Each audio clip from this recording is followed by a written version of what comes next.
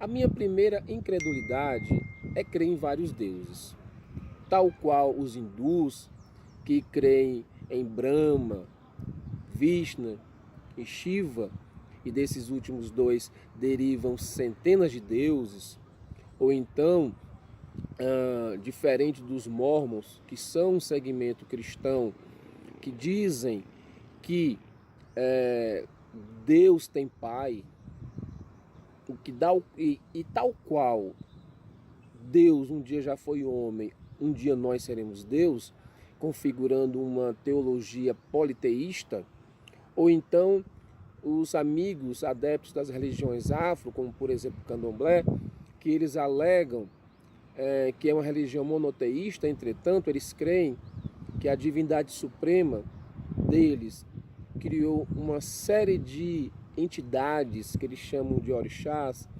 que apesar deles dizerem que não são deuses, mas que são seres superiores aos seres humanos, criados dos elementos da natureza, eles prestam culto a esses orixás, a esses seres. Então eles são como que semideuses. Eu não creio nisso. A minha segunda incredulidade é a incredulidade de que o ser humano pode experimentar diversas vidas. Eu creio, de acordo com a Bíblia, que nós só nascemos uma vez e depois disso teremos um encontro, nosso espírito com Deus, para uma prestação de contas. Uma terceira incredulidade minha é que eu não creio que os mortos comunicam-se com os vivos. Eu sou ateu da comunicação mediúnica. Com base nessa minha incredulidade, há uma quarta incredulidade. É que eu não creio na possibilidade da comunhão entre santos mortos e os santos vivos. Veja que, se você crê que determinada personalidade do passado foi santo ou é santo, eu não estou duvidando, até porque eu não tenho condição de dizer se essa pessoa é ou não santa. O que eu digo é que é impossível que um santo que já morreu possa interceder por um cristão em vida. Eu não creio em vários intercessores ou intercessoras. O que é o intercessor ou mediador? É aquela pessoa que se coloca entre eu e uma outra pessoa para mediar uma situação. A Bíblia diz que só há um mediador entre Deus e os homens, Jesus Cristo. Vamos.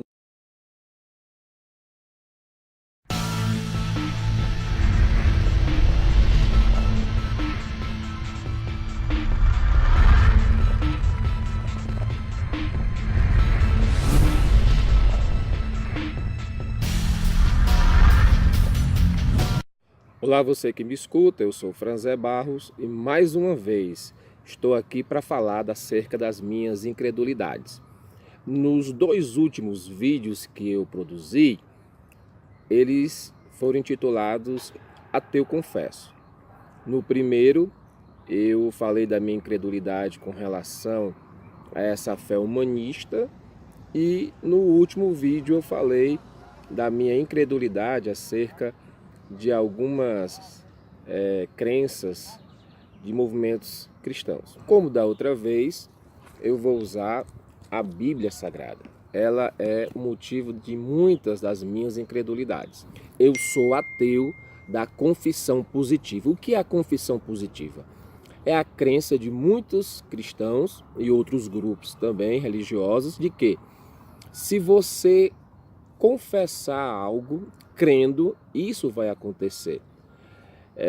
Em muitos grupos eles creem tanto que positivamente como negativamente, ou seja, se você crê que algo de ruim vai acontecer e você confessar isso com fé, de fato acontece. E o oposto, se você crê e confessar em algo de bom, uma bênção na sua vida, confessar com fé, isso vai acontecer. Essa crença se baseia na ideia de que há poder nas nossas palavras, de que como o homem, ao aceitar a Cristo, ele foi redimido e ele tem uma natureza semelhante à de Deus, pois fomos feitos à imagem e semelhança dele, da mesma forma que Deus criou o universo pelo poder da sua palavra, que nós teríamos essa autoridade e essa condição de trazermos à existência aquilo que não acontece pela força das nossas palavras, porque há poder nas palavras. Então a confissão positiva é mais ou menos isso. E qual a base disso? Há pelo menos 2 textos que aqueles que assim creem usam para embasar essa ideia. A primeira está em Mateus. Mateus capítulo 21, no versículo 22 diz: E tudo quanto pedirdes em oração, crendo, recebereis. O segundo texto está em Romanos, no capítulo 10. Romanos capítulo 10, no verso 9 diz: Se com a tua boca confessares Jesus como Senhor, e em teu coração creres que Deus o ressuscitou dentre os mortos, serás salvo. Esse versículo ele é tomado por pedaço, que seria: se com a tua boca confessares e em teu coração creres, então acontecerá. Vale salientar que Romanos 10 e 9 está falando acerca da salvação. E Mateus, no capítulo 21, que diz que aquilo que nós pedirmos crendo, receberemos, está condicionado a se o meu pedido está em consonância com a vontade de Deus, que é boa, perfeita e agradável. A Bíblia diz em Coríntios que nós não temos sensibilidade, os ouvidos não ouviram, o coração não sentiu, os olhos não viram aquilo que Deus tem preparado para aqueles que o amam. Então muitas vezes pedimos, mas pedimos equivocadamente, não para a nossa necessidade, mas para o nosso prazer. E muitas vezes coisas que não serão bênção, não farão bem. Então, se pedimos com fé e não for segundo a vontade de Deus, claro que isso não vai acontecer. E quais são os passos seguidos pelos adeptos da confissão positiva? Primeiro, diga, decrete, confesse aquilo que você quer. Segundo, creia que você já está vivendo aquela realidade, mesmo sem que ela aconteça. E conte já a bênção antes mesmo que ela aconteça. Aqueles que são adeptos da teologia da confissão positiva dizem que orar, Senhor, seja feito a tua vontade, é muito bonito, mas que é uma falsa espiritualidade. Isso denota incredulidade. E não é isso que a Bíblia diz, veja só.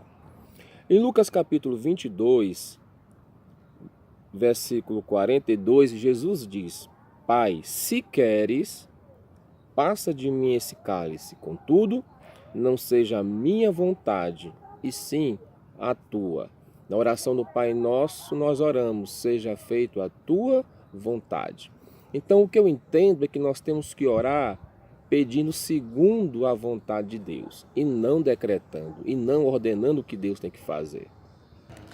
Tiago capítulo 4, no versículo 13, diz: Atentai agora vós que dizeis: Hoje ou amanhã iremos para a cidade tal e lá passaremos um ano, e negociaremos e teremos lucros. Vós não sabeis o que sucederá amanhã. Qual é a vossa vida? Vós sois apenas como a neblina que aparece por um instante e logo dissipa. Em vez disso, deveis dizer: se o Senhor quiser, não só viveremos, como também faremos isto ou aquilo. Em consonância com Tiago capítulo 4, eu entendo que nós não devemos orar ordenando e decretando, mas em vez disso, a atitude de fé seria dizer: seja feita a tua vontade. Aqueles que oram decretando ao invés de dizer: Senhor, seja feita a tua vontade, eu entendo que eles não estão de acordo com a palavra de Deus. Uma outra incredulidade minha é que eu não creio que Jesus, na cruz do Calvário, levou as nossas doenças. O que eu entendo pela Bíblia é que Jesus levou os nossos pecados. Mas aqueles que creem que na cruz Jesus levou todas as nossas doenças e, assim, creem que se você está doente é pelo menos por 3 motivos. Você pode estar doente porque você não conhece a palavra e assim é ignorância. Segundo lugar, porque você não tem fé. Ou em terceiro lugar, porque você está em pecado. Então são três crenças daqueles que acham que uma vez que você é cristão, você tem que ter saúde plena. Então eu vou ler o texto de Isaías, no capítulo 53, que é o texto que as pessoas que creem que Jesus levou na cruz as nossas doenças usam para assim afirmar. Isaías capítulo 53, no versículo 4 diz: certamente ele tomou sobre si as nossas enfermidades e as nossas dores levou sobre si. E nós o reputávamos como aflito, ferido de Deus e oprimido. Mas ele foi transpassado pelas nossas transgressões e moído pelas nossas iniquidades. O castigo que nos traz a paz estava sobre ele, pelas suas feridas fomos sarados. Eu vou usar pedaços do 4 e o 5 novamente. O 4 diz: certamente ele tomou sobre si as nossas enfermidades. E o final do versículo 5 diz: e pelas suas feridas fomos sarados. A interpretação literal desse texto leva a crer que Jesus na cruz levou as nossas doenças. Entretanto, o livro do profeta Isaías é um livro que usa muito alegorização. E no livro do profeta Isaías, o pecado ele é alegorizado, simbolizado como uma enfermidade. E eu posso mostrar isso para você no primeiro capítulo logo do mesmo livro, não vou nem mudar de livro nem de autoria, o próprio livro do profeta Isaías, no capítulo 1, capítulo 1, diz assim, versículo 4: ai desta nação pecaminosa, povo carregado de iniquidade. E aí no versículo 5 ele começa a descrever: porque a vez ainda de ser feridos, visto que continuais em rebeldia. Toda a cabeça está doente e todo o coração enfermo. Desde a planta do pé até a cabeça não há nele coisa sã, senão feridas, contusões, chagas inflamadas, uma e outras não espremidas, nem atadas, nem amolecidas com óleo. Então o capítulo 1 do profeta Isaías, ele mostra uma nação pecaminosa e ele alegoriza o mal ou o pecado dessa nação como uma doença, como uma enfermidade, e diz que da planta da cabeça aos pés a nação é como um ser doente, cheio de feridas. É usando a mesma linguagem que o profeta Isaías diz no capítulo 53 que eu li, que na cruz Jesus levou as nossas feridas. Que feridas são essas? São os pecados. Então, um cristão, um crente em Cristo Jesus, que esteja doente, ele nem é ignorante, nem está em pecado. Simplesmente entender que Jesus na cruz levou os nossos pecados e em carne nós sofremos aflições de enfermidades como qualquer pessoa. Eu vou mostrar pelo menos 3 textos na Bíblia que mostram homens de Deus, homens santos de Deus que adoeceram. O primeiro foi o profeta Eliseu. Lá no livro de 2 Reis, no capítulo 13, versículo 14 e versículo 20. 2 Reis, capítulo 13, verso 14. Estando Eliseu padecendo de enfermidade de que havia de morrer. E no versículo 20, morreu Eliseu e foi sepultado. Então o profeta Eliseu, e Eliseu foi aquele profeta que recebeu porção dobrada do profeta Elias, e Elias e Moisés foram os homens que mais realizaram milagres no Velho Testamento. Eliseu recebeu porção dobrada. E ele adoeceu, e adoeceu de doença para morrer. A doença dele foi a razão da sua morte. Mas Eliseu não estava em pecado, tanto é que mais à frente uma pessoa morre e é sepultada junto à sepultura de Eliseu. E o corpo do morto toca os ossos de Eliseu e ele é ressuscitado. Eliseu não estava em pecado. A segunda personagem é o apóstolo Paulo no Novo Testamento. Gálatas capítulo 4, verso 13. O apóstolo Paulo falando: e vós sabeis que vos preguei o evangelho a primeira vez por causa de uma enfermidade. Então o apóstolo Paulo também adoecia. E ele falando ao seu discípulo Timóteo, Timóteo foi um filho na fé de Paulo, discipulado por Paulo, que tornou-se pastor. Olha o conselho do apóstolo Paulo. 1 Timóteo, capítulo 5, 23. Não, 1 Timóteo 5:23, não continueis a beber somente água, usa um pouco de vinho, por causa do teu estômago e das tuas frequentes enfermidades. Então Timóteo também sofria de uma enfermidade no estômago. E o apóstolo Paulo, ele não decreta ou profetiza ou ordena que a enfermidade saia e que Timóteo confesse que Jesus levou a sua enfermidade estomacal na cruz do Calvário. Não. O apóstolo Paulo recomenda, prescreve um remédio para o estômago à base de água e vinho, muito comum nos seus dias. Eu não creio que Jesus na cruz do Calvário levou a minha, a sua e as enfermidades da raça humana. Eu não creio em sacrifícios feitos por cristãos, por servos de Deus, para angariar bênção. Você crê num Deus que exige sacrifício, um Deus que só lhe abençoa, só lhe faz alguma coisa propícia se você sacrificar-se? É um Deus que se compraz com seu sofrimento? Se você é pai e seu filho lhe pede alguma coisa, como você o atende? Com atenção e com amor, movido pelo amor ao seu filho, ou você exige que ele se sacrifique, que ele faça algo doloroso, para que assim você possa o atendê-lo? No passado, as relações com base em sacrifícios eram comuns no Velho Testamento, em uma relação senhor e servo, em uma cultura extremamente bárbara. Entretanto, Jesus rompeu com esse tipo de relacionamento e nós vivemos na era da graça. Somos abençoados pela graça de Deus.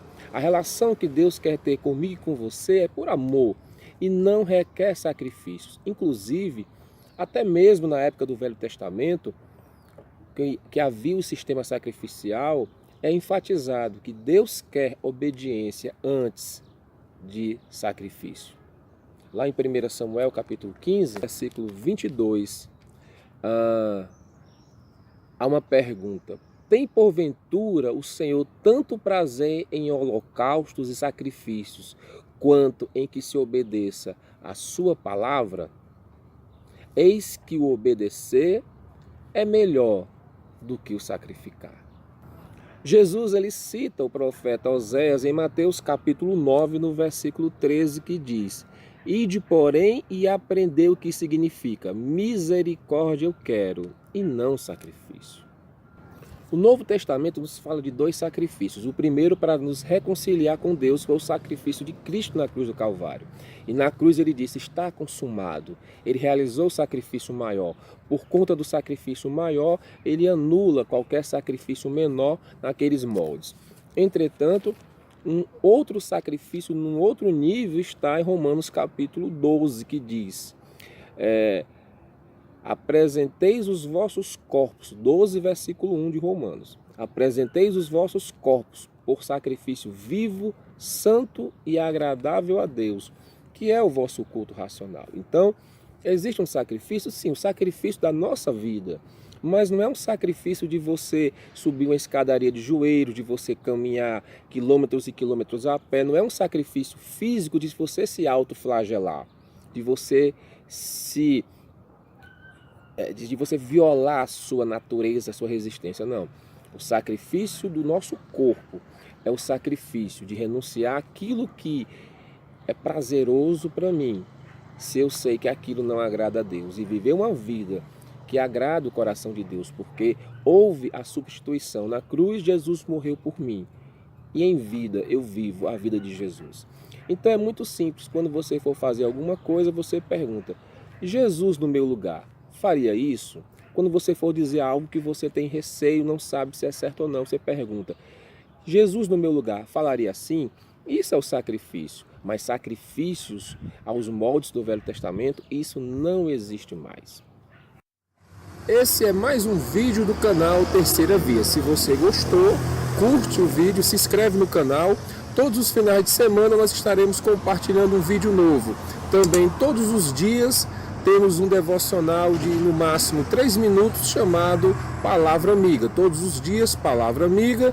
Todos os finais de semana, sábado e domingo, um vídeo do projeto Conjecturas. Curte, compartilha. Valeu!